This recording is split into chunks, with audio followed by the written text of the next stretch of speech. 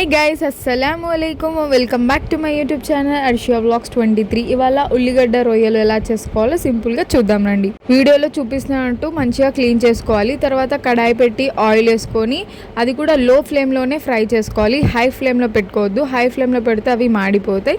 కలుపుతూ ఉండాలి golden brown వచ్చేదాకా. ఎంతమందికి రొయ్యల్ ఫ్రై అంటే ఇష్టమో కమెంట్ చెయ్యండి.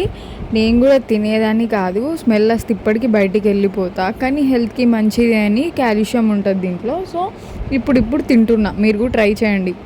ఏ కడాయిలో ఆయిల్ వేసుకొని కొంచెం హీట్ అయిన తర్వాత కొంచెం జీలకర్ర వేసుకోండి. తర్వాత మన పచ్చిమిర్చి వేసుకొని కొంచెం మంచిగా మిక్స్ చేసుకోవాలి. దాంట్లోనే ఒక 4-5 ఎండుమిర్చి కూడా వేసుకున్న తర్వాత ఇలా మంచిగా కలుపుకోవాలి. మనం కట్ చేసి పెట్టుకున్న ఆనియన్స్ వేసుకోవాలి. కొన్ని పక్కకు పెట్టండి. ఇది మంచిగా మిక్స్ చేసుకోండి. దాంట్లోకే ఎల్లిపాయ పేస్ట్ కూడా వేసుకొని మంచిగా మిక్స్ చేసుకోండి. ఇప్పుడు 1/2 టేబుల్ స్పూన్ పసుపు వేసుకోండి, మిక్స్ చేసుకోండి.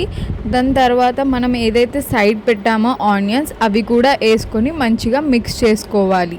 అన్ని ఆనియన్స్ వేసుకొని మంచిగా లో ఫ్లేమ్లో పెట్టుకొని ఇదంతా కుక్ చేసుకోవాలి.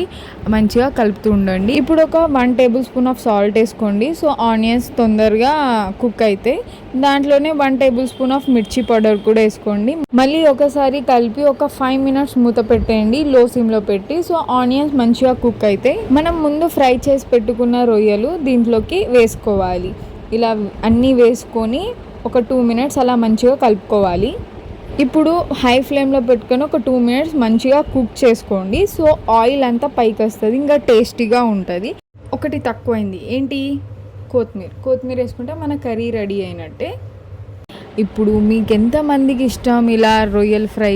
నాకైతే అస్సలు నచ్చేది కాదు. మా మమ్మీ ఎప్పుడు ఇలా చేయడం స్టార్ట్ చేసిందో నాకు అప్పటి నుంచి ఫుల్ నచ్చింది. ట్రస్ట్ మీ గాయ్, సూపర్ ఉంటుంది. మీరు కూడా ట్రై చేయండి, కమెంట్ చేయండి. Bye, see you in the next vlog.